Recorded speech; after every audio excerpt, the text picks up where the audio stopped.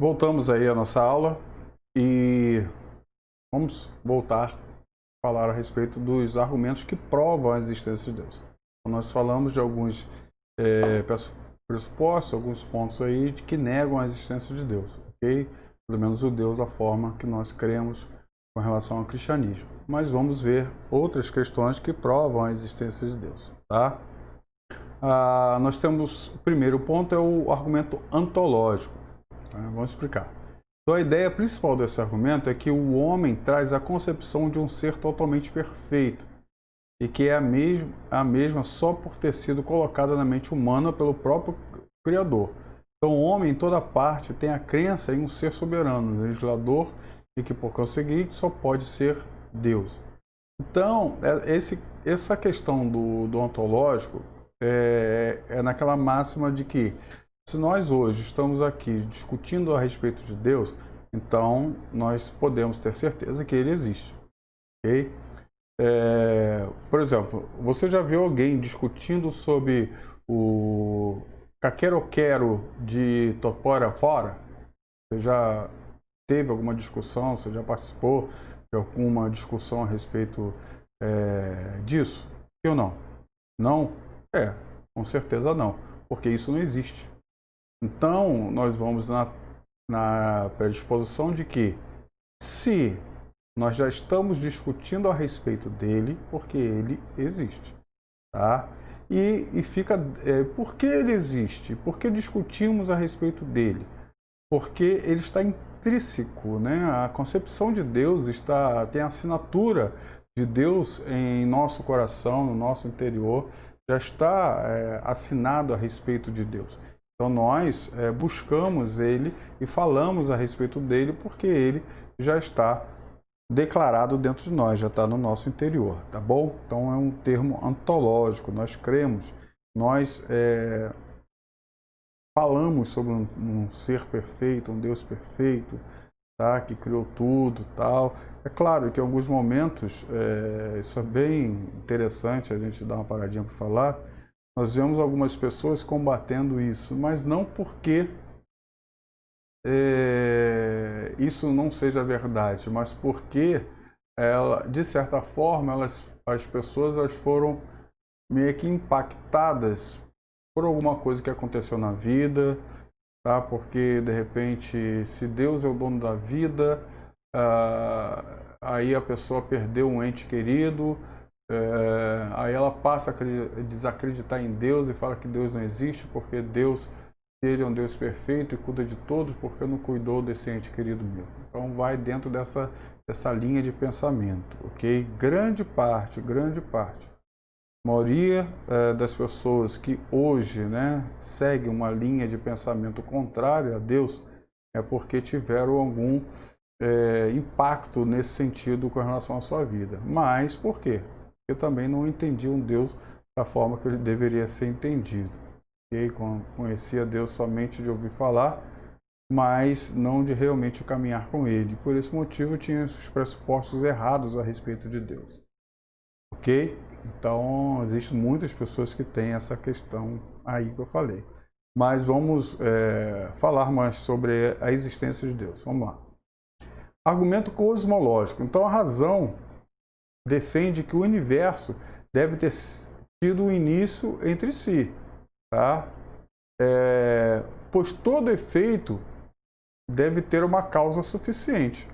Okay? Então, o argumento cosmológico. Assim, tudo que existe no mundo deve ter uma primária ou uma razão de ser.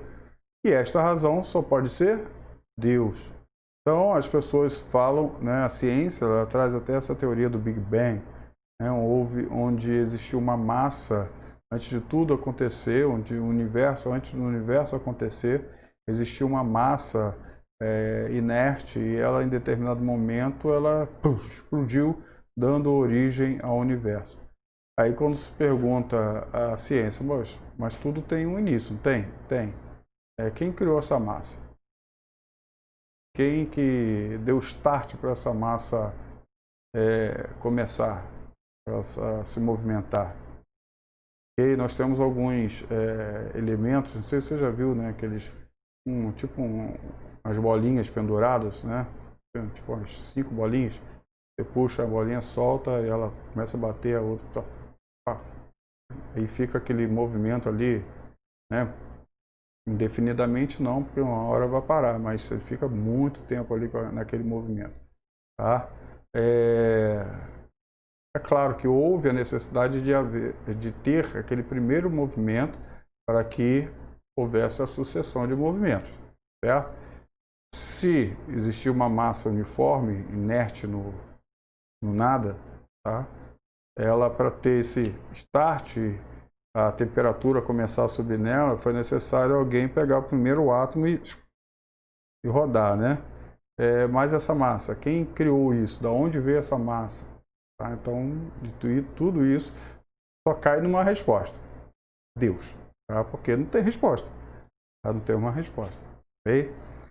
E até essa questão da compreensão de Deus, como a gente já tinha falado aqui antes, os agnósticos falam que não tem como entender Deus. Realmente não tem, queridos, na sua plenitude, não.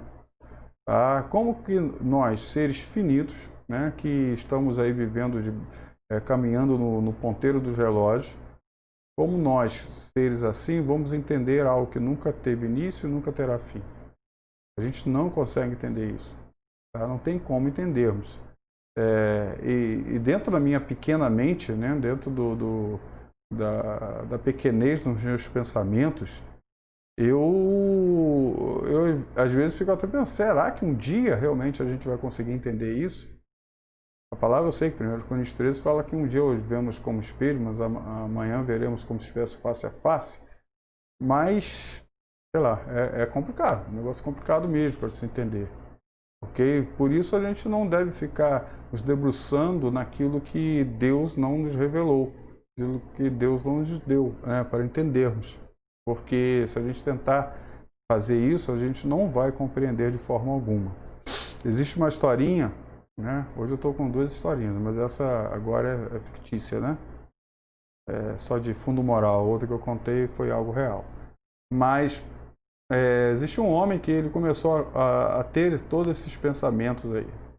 Esses pensamentos da infinitude, né, do início de tudo, das coisas de Deus, e começou a entrar em parafuso, porque ele pensava, questionava e não achava resposta, buscava pessoas, buscava mestres para tentar responder as suas questões, e os mestres não respondiam, não respondiam porque não queriam, não respondiam porque não havia resposta, não havia resposta. E um dia ele estava caminhando numa praia muito longa, começou a caminhar na praia e pensando a respeito dessas coisas, né? E ele percebeu que lá no finalzinho da praia tinha um pontinho preto, né, na areia. Estava vazia a praia, não tinha ele, só ele e aquele pontinho preto. E ele foi caminhando, pensando em todas essas questões, e foi caminhando mais, e viu que esse pontinho preto saía da areia, ia para a água, da água para a areia, da areia para a água, e sem parar. Ele até meio que dispersou um pouquinho os seus pensamentos, pensava pouco, né, mas ficava prestando atenção naquele pontinho, indo e voltando incansavelmente. Ele foi chegando mais próximo, ele viu que era um garotinho, né, um menino, que ia para a água, pegava a água e trazia para a areia.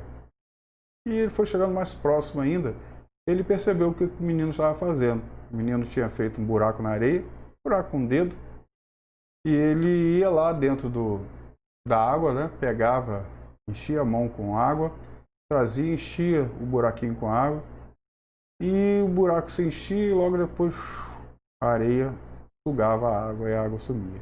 E ele voltava para a areia, para a água e colocava, enchia novamente. E ia fazendo esse processo.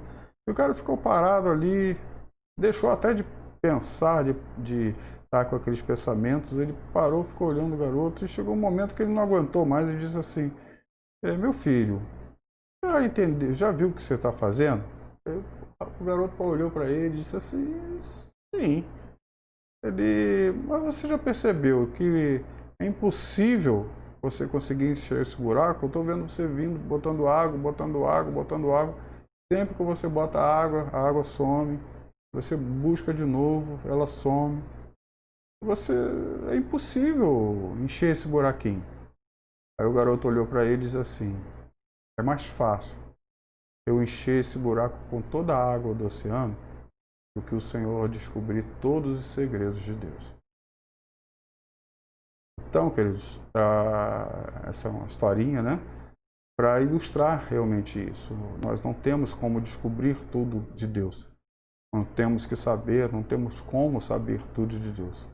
Mas o que de Deus sabemos foi Ele que nos revelou. Tá bom? Então vamos lá. Então, o argumento cosmológico você entendeu, né? Vamos para outros argumentos. Nós temos aí o argumento, né, nosso aí, o teológico. Apresenta o desígnio do universo como evidência clara da ação da mente suprema de Deus. Então, o argumento que se há um universo ordenado e que todos os seus movimentos tendem para uma harmonia celeste, é porque o arquiteto que o criou, com inteligência superior, continua a legislar. Então, significa, o argumento teológico, significa que a harmonia do universo ela não é harmônica, simplesmente porque houve um start e ele se manteve harmônico até hoje, né? Mas que existe um ser supremo, e no nosso caso Deus, ele está legislando, ele está trabalhando, ele está controlando, né? Eu não gosto, às vezes, de usar muito essa palavra controle, que dá um outro contexto. Mas ele está ali, né? Sustentando, está mexendo as coisas para que tudo aconteça a contento, tá? Para que nada saia do controle. Tá? De novo usando essa palavra. Aí você vai entender mais à frente por que eu não gosto de usar essa palavra aí. Tá? Vamos lá. Então, entendeu o argumento teológico? Show. Então, o argumento moral.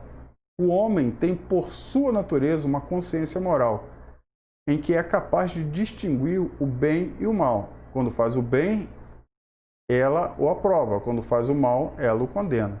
Então, a consciência do bem e do mal só pode ser obra de Deus. Tá? Então, nós vemos esse argumento moral. Aí você pode dizer assim, mas isso é aprendido pela cultura. Tá? Mas nós vemos crianças que não têm uma cultura assim definida agindo dessa forma. Ela sabe quando ela está fazendo besteira, quando ela não sabe. Então existe essa questão do bem moral, né? E nós carregamos isso muito dentro do nosso ser, tá? Mas nós temos as crianças dentro desse foco, né, de realmente viver, né, essa questão tem, de certa forma, ter sido impulsionado pela cultura vigente, tá? Eles não conhecem a cultura, mas eles têm esse argumento do bem e o mal. E nós vivemos também dentro de outros contextos, dentro de outras civilizações, dentro de outras comunidades, onde eles vivem um conceito de certo e errado, como nós vivemos, mas isso não foi ensinado a nada, né? Simplesmente eles conseguem entender que existe um argumento moral dentro deles, existe algo moral, e aí quando nós vamos pesquisar, não existe outra forma essa consciência moral, essa natureza moral não ter vindo de algo já implantado. Então, o homem, de certa forma, ele já nasce no seu DNA com esse argumento, com essa consciência moral implantada dentro dele. Claro, é amortecida, né, pelo pecado, porém, né, ainda vivendo dentro do homem. Tá? Nós temos também o argumento histórico com relação à existência de Deus. A universal história da humanidade dá evidência de uma providência que governa sobre tudo, uma providência divina. E muito mais, tudo que acontece no mundo como marco importante da história tem ligação com a religiosidade humana, isto é, com o divino. Tá? Então a história mostra que Deus está sempre no centro das atenções. Então a história sempre fala que Deus fez isso, Deus está então homens fizeram isso por causa de Deus. Então Deus está sempre no contexto de tudo. Então se não existisse Deus, a história seria bem diferente. E a história não ia argumentar ou não ia trazer questões divinas dentro do seu bojo. Okay? Então nós vemos Deus sendo o centro das atenções na verdade, em tudo. Até hoje nós vemos isso, tá? Deus sempre será o centro das atenções. Então nós temos esses argumentos. E agora nós vamos falar sobre a revelação de Deus. Tá? Isso é muito interessante.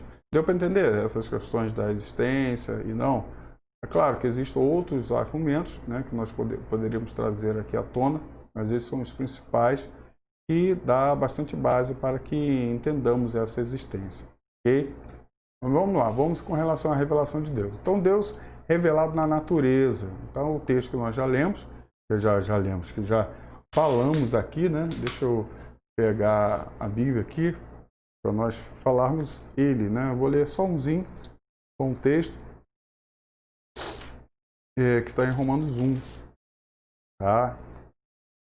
Então, a natureza constitui-se da primeira revelação de Deus, um arauto, um mensageiro que manifesta a glória e a majestade divina. Então, vamos ver Romanos 1, um texto, eu gosto muito desse texto, que diz assim: porque do céu se manifesta a ira de Deus sobre toda a impiedade e injustiça dos homens que detêm a verdade e injustiça. Porquanto, presta atenção, porquanto o que de Deus se pode conhecer, tá? Deus se pode conhecer, nele se manifesta, porque Deus lhe manifestou. Porque as suas coisas invisíveis, desde a criação do mundo, tanto o seu eterno poder como a sua divindade, se estendem e claramente, tá? Não é de um jeitinho qualquer, claramente se veem pelas coisas que estão criadas, para que eles fiquem indesculpáveis. Então nós vemos um texto sagrado que a natureza demonstra Deus de forma clara, tá? De forma clara, naquilo que pode se conhecer de Deus. Então, lembrando sempre essa questão, o que se pode conhecer de Deus, ok? Então Deus é revelado na natureza, mas existem outras formas de revelação de Deus. Então Deus é revelado a Israel. Tá? Aí quando a gente está falando sobre Israel, está falando sobre lá Abraão, Isaac, né, Jacó. Então Deus escolheu Israel para ser alvo da sua revelação às nações e o meio pelo qual Deus a abençoaria. Então os meios de revelação a Israel foram os seguintes, tá? Então por visões e sonho, visão e sonho pelos profetas e por Urim e Tumim, ok? Então Deus se revelava a Israel ou se mostrava real ali, falando realmente com Israel através dessas questões, ok? Então era por visão e sonho, então uma forma que ele usava, falava quando a gente está falando de Israel, está falando do povo inteiro, tá? Então com relação à visão, ou pelos profetas, então Deus utilizava os profetas. Moisés, por exemplo, foi um dos maiores profetas de Israel, então Deus o usava, falava com ele, e ele ia falar para o povo, não que Deus não quisesse falar com todos, porque essa era a ideia, Deus queria falar com todos, mas o povo achou a voz de Deus muito grossa, muito forte, e acabou não ouvindo a voz do Senhor, né? Deixou, não, Moisés, fala o Senhor, fala você com o Senhor e repete as palavras dele para a gente. Então essa foi a palavra do povo, né, a Moisés. E através do Urim e Tumim, que eram as pedras que os sacerdotes utilizavam, né? E um dizia sim, outro dizia não, então perguntas eram feitas e quando um acendia, a pedra ela se iluminava, ela se acendia, dando então a direção daquilo que Deus queria falar, tá? Ou sim ou não, ok? Então era a forma que Deus utilizava para falar com Israel, tá? Se revelar a Israel. Então era uma dessas formas, ok? Mas nós temos também o Deus revelado à igreja, a nós hoje. Então, com a rejeição de Israel a Cristo, Deus transfere sua revelação a um povo para o seu nome. Então, o que acontece? Deus veio, né, Jesus Cristo, Deus veio se revelar de forma plena ao homem. Tá? Deus veio se revelar de forma plena ao homem. Como? A pessoa de Jesus Cristo, ok? Deus, né, a pessoa, uma das pessoas da Trindade. Deus ele vem através, nessa pessoa da Trindade, que é Jesus, ele vem e se manifesta ao homem. Então foi a revelação. maior de Deus aos homens. Mas os homens decidiram ficar com a sua própria revelação. Israel decidiu ficar com a sua própria revelação imaginária de Deus e negou Cristo. Eles não quiseram receber essa revelação. E o que acontece então? O Espírito Santo, uma pessoa do Espírito Santo, ele vem e decide então quem vai receber dessa revelação, quem vai receber desse conhecimento, né, dessa revelação plena de Deus. E ele começa a escolher aqueles que vão receber essa revelação. E Jesus Cristo passa então a ministrar a cada um desses. Tá? Ele passa então a fazer com que cada um desses entendesse a plenitude do Senhor. Então, um povo, né, um povo para o seu nome, tirado dentre os gentios. Esse povo, a igreja. Então isso não tinha até então sido profetizado, não tinha nada disso sendo falado, mas foi feito nesse momento. Então, a este povo, Deus se revela através do seu Filho, Jesus. Mas o mesmo age por meio do seu substituto, o Espírito Santo, que ainda hoje permanece revelando Deus no seio da sua igreja. Tá? Então, hoje Deus também se revela através da sua palavra. Okay? Então, existem a revelação de três formas. Né? A primeira forma, a pessoa de Jesus Cristo mesmo, Filho de Deus, tá? Ele vem e se revela, que é a manifestação máxima de Jesus Cristo, de Deus. Para entender um pouquinho essa questão da Trindade e essa questão da manifestação, entenda o seguinte: Deus, né, na sua essência, Deus é Espírito, ok? Deus é Espírito na sua essência. Mas é necessário que Espírito ele se move em Espírito. Tá? Então ele se move nas coisas espirituais, nas coisas transcendentais, e não nas coisas materiais. Ok? E quando Deus ele decide criar o universo, quando ele decide criar tudo, é necessário que haja uma manifestação interior dele, vamos dizer assim, tá? do ser Deus, né? Uma manifestação dele, algo que emana dele, tá? Que sai dele com a mesma essência de Deus, mas que tenha uma essência material. Okay? Tem uma essência que possa manipular a matéria, possa manipular as coisas materiais. Okay? Então, nós podemos entender que o ser Pai, né, o Pai, antes existia só Deus, mas o ser Pai, o ser Deus, ele manifesta uma forma material para que essa forma venha a manipular as coisas. Ok? Então, é algo que sai dele, vamos dizer assim, sai não do Pai, mas sai do ser, ok? E existe uma ligação entre esse ser e esse outro, tá?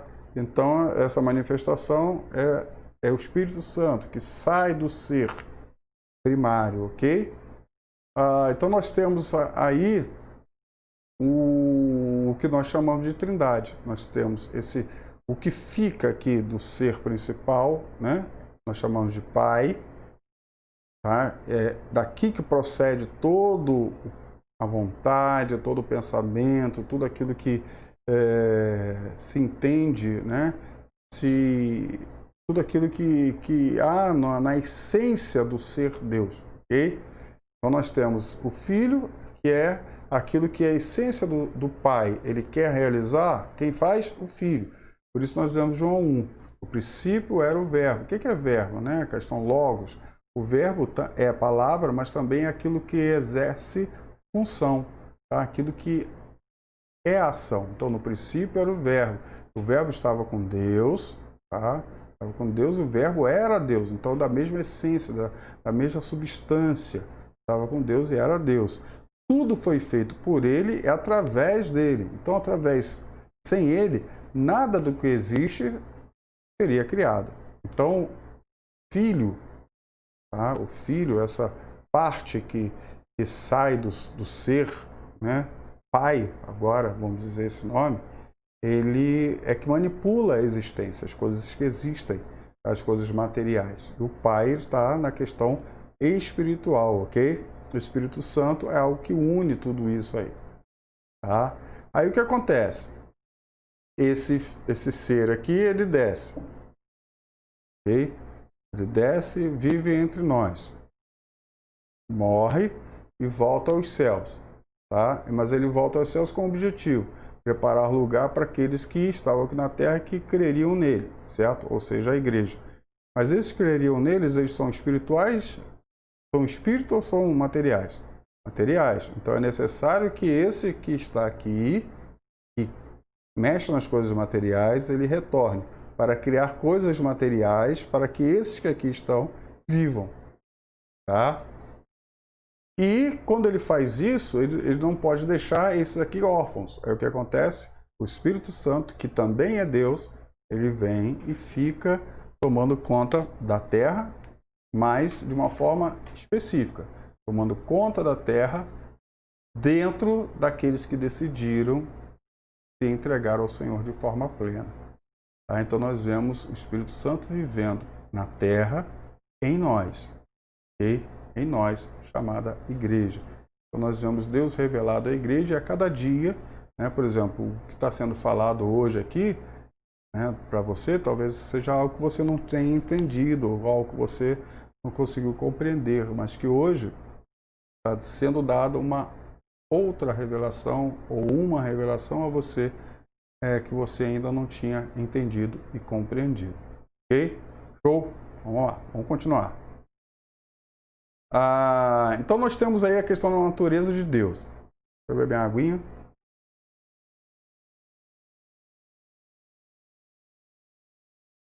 Então o termo natureza nos faz perguntar pelo que Deus é em sua essência. Quem é? O que é Deus? Tá? Então a Bíblia afirma que Deus é Espírito, ok? Eu dei uma explicação anterior, mas a gente vai falar um pouquinho a respeito disso aqui. Então a Bíblia afirma que Deus é Espírito. Ele é luz, né?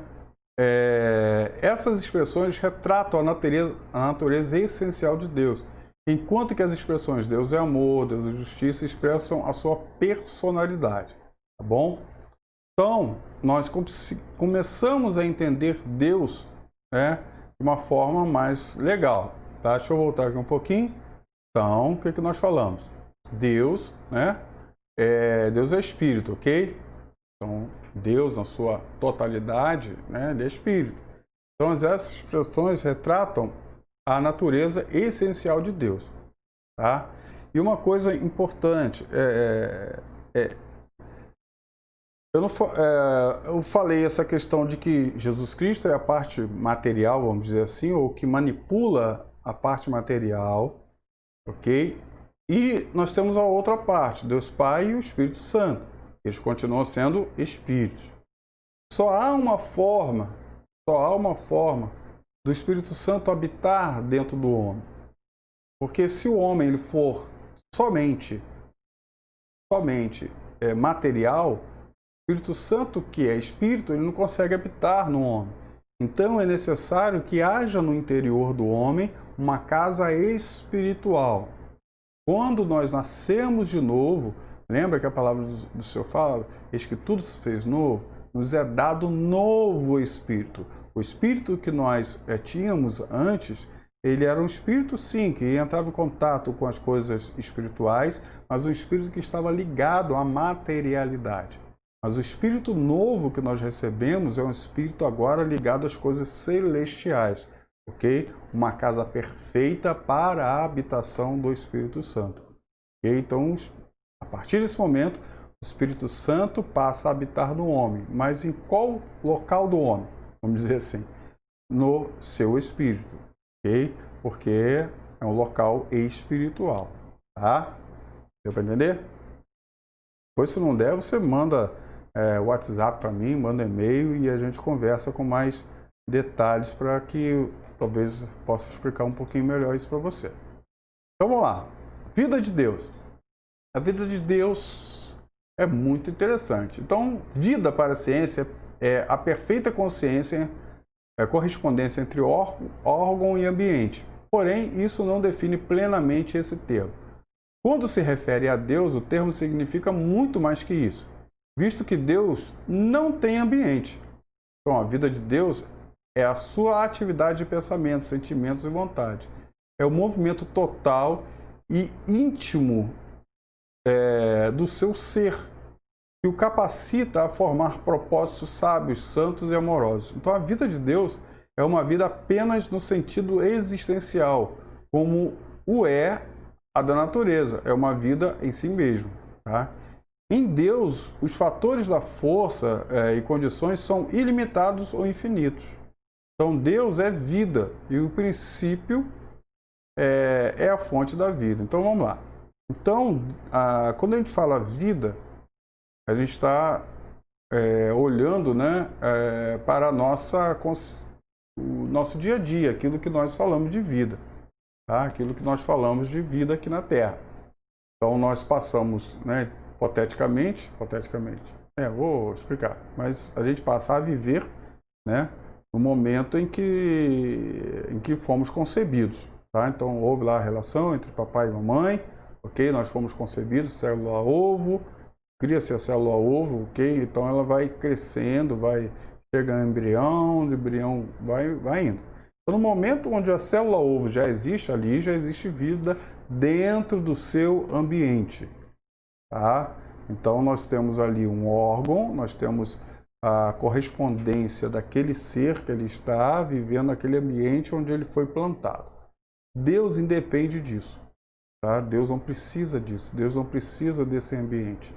Então, Deus, ele simplesmente existe, tá? Ele simplesmente é, ok? Então, a palavra existe também algo muito estranho, porque quando a gente fala existe, ele diz no início para um final, né?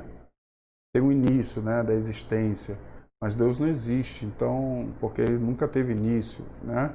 Não da forma que nós entendemos, ok? Então, há o sentido de Deus, ele é porque simplesmente ele está fora do tempo. Então, Deus, ele independe do ambiente em que ele vive, tá? Porque Deus é ilimitado, tá? Deus não tem limites, então tudo está dentro de outros conceitos, tá? Com relação a Deus. Agora falando sobre a espiritualidade de Deus. Então, a Bíblia deixa claro e evidente que Deus, em seu ser, é espírito. E, por conseguinte, é imaterial e que, portanto, não pode ser visto pela visão natural. Então, quanto ao espírito, ele é infinito em dois aspectos. Infinito quanto à sua grandeza, incapaz de ser medido, mensurado, envolvido e etc. Então, Deus é espírito. E, por ser espírito, ele não tem forma, não tem jeito. Então, ele não tem como você medir Deus. Não tem como... Ele é infinito com relação à sua grandiosidade. Quando a gente fala grandiosidade, não está falando de tamanho. Ou está. Porque Deus é um negócio tão diferente daquilo que nós possamos compreender que não tem como medi-lo, tá? Por isso que eu falo, não tem como dizer que ele é imenso ou dizer que ele é pequenininho. Não tem como medir Deus. Então ele é incapaz de ser medido, porque ele é espírito, ok? Não existe uma fita métrica espiritual para medir Deus. Tá? Ou para medir qualquer coisa espiritual, isso não existe. Então nós temos também a questão do infinito quanto à sua existência, sem princípio e sem fim. Então, considerando o supracitado, é importante representá-lo através, é impossível representá-lo através de uma figura, imagem ou qualquer outra coisa. Então, se nós tentarmos fazer qualquer figura de Deus, a gente cai num erro muito grande, porque nenhuma figura pode demonstrar Deus. A gente pode, quando eu estava falando dessa questão do filho, né, se desprender, com certeza na sua mente foi criada uma imagem. E se você fosse ótimo em desenho, talvez você conseguisse rabiscar essa imagem ou fazer um desenho dessa imagem que a sua mente criou, ok? Mas entenda que nada disso que sua mente criou é real. Porque não tem como exercer ou realmente representar isso, tá? Foi só uma forma didática que eu tentei usar aqui para que você pudesse entender como que é o negócio, ok? Tá bom? Tá? Então não tem como a gente tentar ou conseguir, não tem como a gente tentar representar Deus. Por isso Deus, ele diz, não faça imagens, né? Não faça imagens, ok? A única forma, aí sim, que nós poderíamos representar Deus é na pessoa de Jesus Cristo. É a única forma que a gente conseguiria. Porque Jesus Cristo, ele tomou forma. Tá? Ele se tornou forma. Porque nós poderíamos dizer que até essa parte que criou o universo, que fez tudo, entendemos que é uma parte que consegue manipular o material, mas mesmo assim a gente não tem a capacidade de forma, fora da forma corpórea, entender como ele é, tá? Ou como ele funciona, ok? A gente não tem como definir isso. É um negócio muito complexo mesmo, tá? Eu sei que é, tá? Pode ficar tranquilo. Meu Deus, não estou entendendo isso. Não, em muitos momentos eu também não entendo, não. Tá? Mas é normal, é normal. E é só, a gente vai se aprofundando e vai tendo mais conhecimento e vai formando mais ideias a respeito disso aí, tá?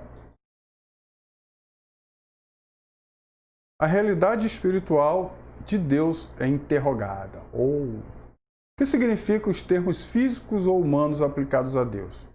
Tá? Então nós temos várias questões aí. Vamos ver 1 Pedro 3,12, que é o último textinho aí. Vou pegar a Bíblia aqui, já está em minhas mãos. Deixa eu só achar aqui, Pedro, se não tiverem roubado a minha Bíblia. Está aqui. Na sua está aí também? Espero que sim, né? Então, sua Bíblia está incompleta. Está aqui. Então, vamos lá. 1 Pedro, capítulo 3, versículo número 12. Porque os olhos do Senhor estão sobre os justos, e os seus ouvidos atentos às suas orações. Mas o rosto do Senhor é contra os que fazem males. Então nós vemos aí olhos, ouvidos e rosto.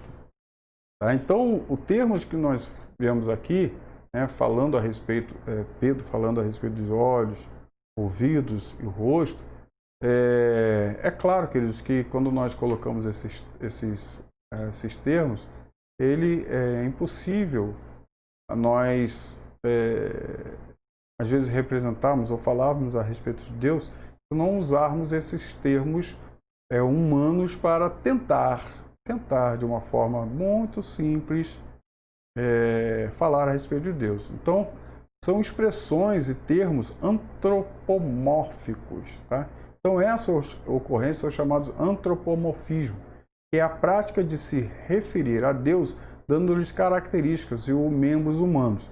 Então, ainda o uso de antropopatismo, que por sua vez se refere a Deus dando-lhe sentimentos humanos, tais como arrependimento, ira, tristeza, etc. É claro, queridos, que Deus ele não tem essas características, ok, que nós temos, né? Ouvido, nariz, ou rosto, tal, ou esses sentimentos que nós temos, né? Arrependimento, ira, principalmente arrependimento. Como Deus vai se arrepender de algo? Um ser perfeito não tem como se arrepender. Mas nós vemos o texto bíblico ele usando em alguns momentos falas desse sentido. Ah, Deus se arrependeu. Ou mesmo Deus falando, eu me arrependi de ter feito o homem e tal, algumas coisas que ele fala assim, o texto bíblico está ali. Mas é uma forma que o escritor ele tentou descrever o sentimento que Deus estava passando naquele momento, porque Deus é um ser, tá? E tem sentimentos, ok? Claro que os sentimentos de Deus não são como o nosso, ou eles podem ser até muito mais amplos, são mais amplos do que o nosso, é óbvio, mas de uma forma plena e não uma forma material como a nossa, ok? E é claro que a gente só vai entender isso realmente, como eu já disse, quando a gente estiver lá, tá? Então nós temos aí o termo teofania, é empregado para indicar a manifestação visíveis de Deus no transcurso da história da Bíblia. Tá? Então, há muitos momentos, tá? Há muitos momentos em que Deus aparece, ok? E esses momentos em que Deus aparece, nós podemos até entender que é o próprio Jesus, né, o Filho, ele ele se manifestando aos homens. Então ele é Deus, certo? Então é Deus na pessoa do Filho se manifestando. Não foi a única forma, o único momento que o Filho se manifestou foi no momento que ele nasceu aqui entre nós. Mas ele se apresenta em alguns momentos, ok? E esses instantes que nós vemos, alguns instantes que nós vemos aí, né? Nós temos a experiência de Josué, que foi bem parecida com a experiência de Moisés, né? Quando ele está na sarça ardente, não é isso? Nós vemos lá a sarça lá falando, Deus falando através da sarça, Moisés, Moisés. Aí a gente faz assim uma voz assim, né? Quando a gente fala de Deus, a gente faz uma voz assim, Moisés. E Deus, ele fala ali com Abraão, tira a sandália dos seus pés, porque o chão onde você pisa é terra santa. Nós vemos Deus falando assim, nem sei se Deus fala assim. Mas é a ideia, lembra? É interessante, né? Isso faz tudo dentro dessa questão da teofania, a questão da antropomorfismo, né? Transformar, né, Deus, colocando Deus com coisas, formas humanas. E nós vemos ele falando, né, Deus falando nesse momento com Moisés para tirar a sandália dos pés. E quando Josué, aquele grande soldado, general, chega do lado de Josué, ele, né, fica assustado, você é do nosso, tal. No momento em que Josué percebe, ele vê que aquele não é um homem comum, é o próprio Deus, é o general dos exércitos. Então, o próprio Deus ali, a mesma palavra que é dita, né, foi dita a Moisés, é dita para ele, tira a sandália dos seus pés, porque o solo onde você pisa é santo. Não santo pelo local do solo, mas sim pela presença de Deus, ok? Porque aquele soldado não era soldado, era o próprio Deus manifesto ali, tá bom? Então nós vemos esses momentos acontecendo que esse é a teofania. Então nós falamos sobre a questão nós falamos a questão do antropomorfismo, tá? Nós falamos antropomorfismo, ou seja, é quando nós utilizamos termos físicos para Deus, ok? E nós falamos também de antropopatismo, é quando nós colocamos sentimentos humanos para Deus. E temos, de uma outra forma, bem diferente, a teofania, tá? Nós temos a teofania, que é quando Deus se manifesta visivelmente aos homens. E, como eu falei, essa manifestação visível é o próprio Filho se manifestando, tá?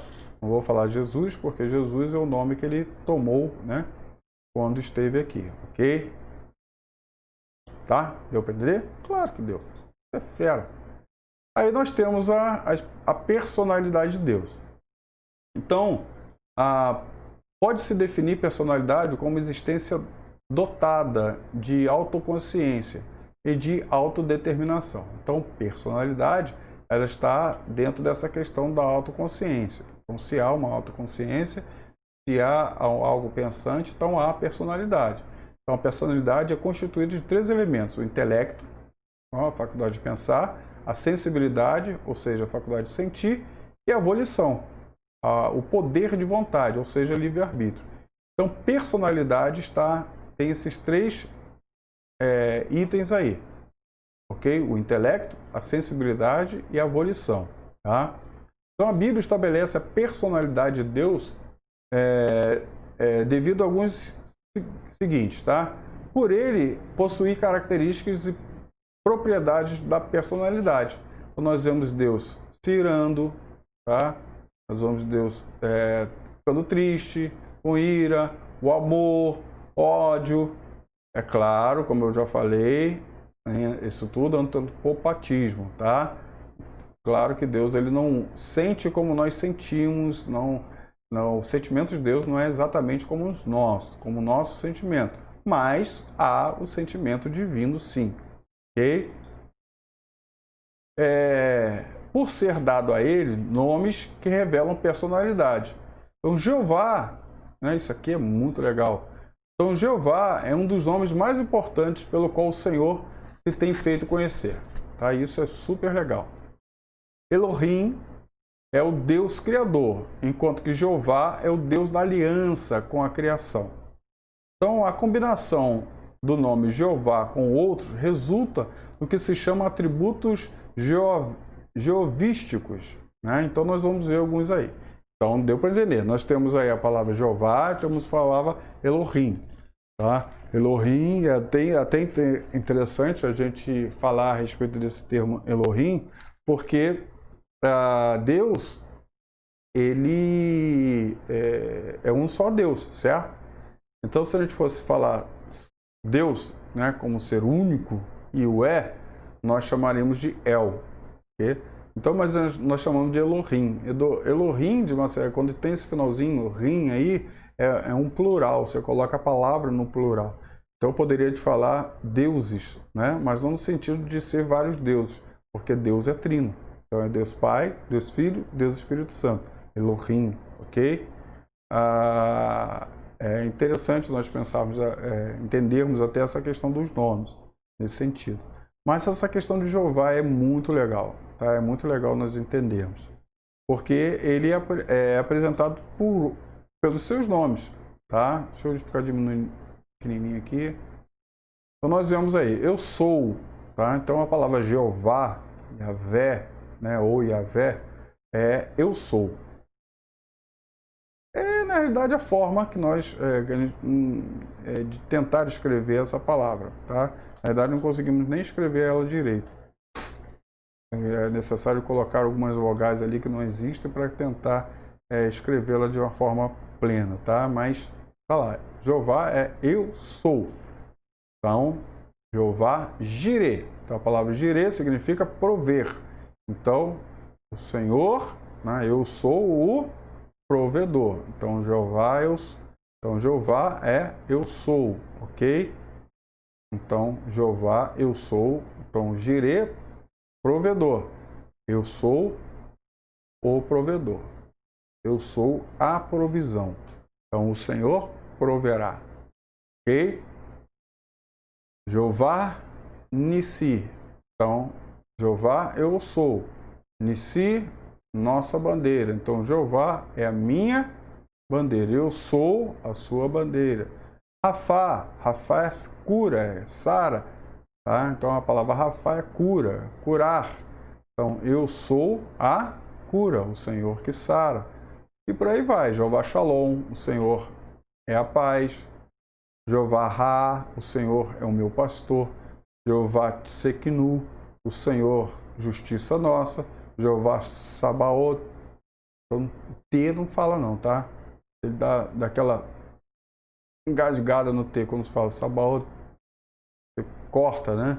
Então, o Senhor dos exércitos. Jeová Chamar, ou Yahvé Chamar, o Senhor está presente. E esse últimozinho aqui, que eu me enrolo às vezes quando eu falo. Jeová Mikadiskim, tá? O Senhor que santifica. Então é interessante, é interessante. E até uma fala, isso aí já volta a historinha, né? Eu gosto de contar a historinha porque foram algumas coisas que aconteceram comigo. Logo assim, eu sempre gostei muito de ler, né? Sempre gostei muito de ler, de buscar. Isso era uma natureza minha, né? Aí quando eu cheguei na igreja evangélica, né? Eu comecei a ler muito Bíblia, muito Bíblia. E foi, né? Fui lendo assim, né? Seguidinha, toda ela, desde o início.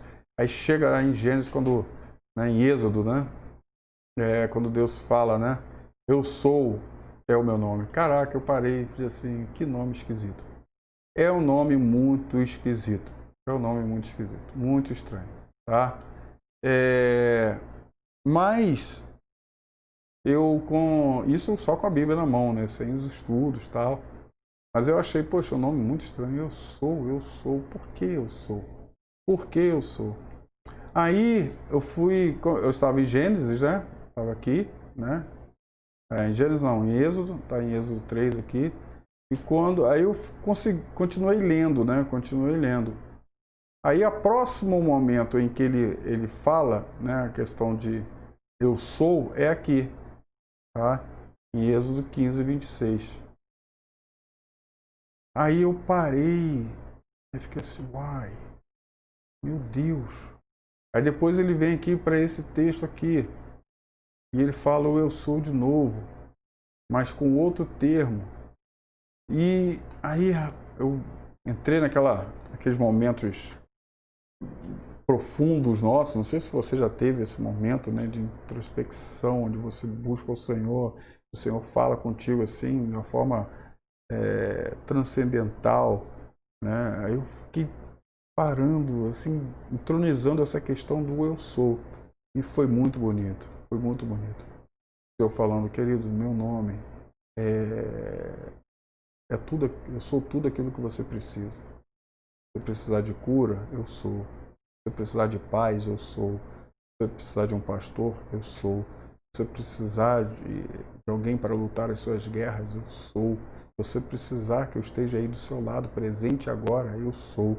Então, eu sou tudo aquilo que você precisa. Eu sou tudo aquilo que você necessita da sua vida. Por isso, aí eu entendi que o nome de Deus é o nome mais maravilhoso que pode existir. Jeová ou Yahvé é o nome mais maravilhoso que pode existir para Deus. Porque tudo aquilo que você, o que eu, que nós precisarmos, eu sou. Maravilha, né? Eu fui extremamente ministrado nesse dia. O Espírito Santo falou muito comigo a respeito disso. E aí, a partir desse momento, eu achei um nome maravilhoso, maravilhoso. Tá? Eu sou. Se eu pudesse botar o nome no meu filho de eu sou, eu até colocava. Tá? Mas, não faz isso não. Okay? Porque eu sou, só tem um, que é o Senhor. Tá bom? Mas é um nome maravilhoso, magnífico. Tá bom? Vamos lá. Para a gente continuar, não perder tempo aqui. Então, pelas revelações que ele mantém com a criação, tá? Então, como criador de tudo, como preservador de tudo, como benfeitor de todas as vidas, como governador e dominador da vida. Então, Deus, ele se revela a nós de formas plenas.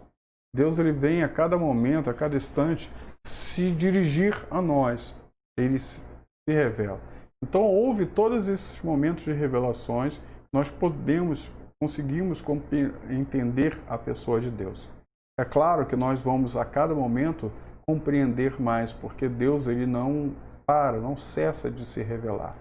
Não no sentido da revelação bíblica, mas não daquilo que ele já fez. Ele já fez. A revelação plena já aconteceu. Mas não digo da revelação ao universo, eu digo da revelação individual. Tá? A cada momento, a cada instante, ele vai se revelando mais e mais, mais e mais. Por isso, não há como nós compreendermos ou entendermos Deus de uma forma única, exclusivamente intelectual. Não tem como, tá? Não tem como, porque Deus é Espírito. E o Espírito e o material, eles se discernem uma coisa com a outra. É necessário realmente ter o Espírito Santo dentro de nós para que esse Espírito Santo possa nos ensinar, possa nos mostrar as coisas como elas acontecem. Tá? Então só existe esse jeito.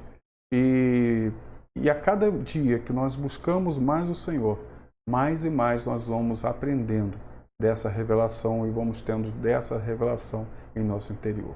Tá? Que você esteja aí aprendendo a cada dia mais. Deixe essa revelação fluir dentro de você. Deixe essa revelação fluir em você e mergulhe nela. Haja uma imersão, que você possa mergulhar dentro dessa revelação para cada dia conhecer essa plenitude de Deus. Claro, dentro daquilo que Ele vai se revelar. Então não se desespere, não se desespere. Aquilo que Deus, você pode conhecer de Deus, você vai conhecer, tá? Fique tranquilo nisso, somente busque e se deixe ser tocado pelo Senhor. Vou te deixar aqui, nós estaremos na semana que vem na próxima aula, tá? Não esqueça do trabalho, tá bom? É muito importante para você ter a sua nota e não precisar fazer a aula novamente, ok? Deus te abençoe, vá em paz, tá? Tenha um bom dia, que o Senhor possa te abençoar de forma tremenda. Beijão, shalom, queridos.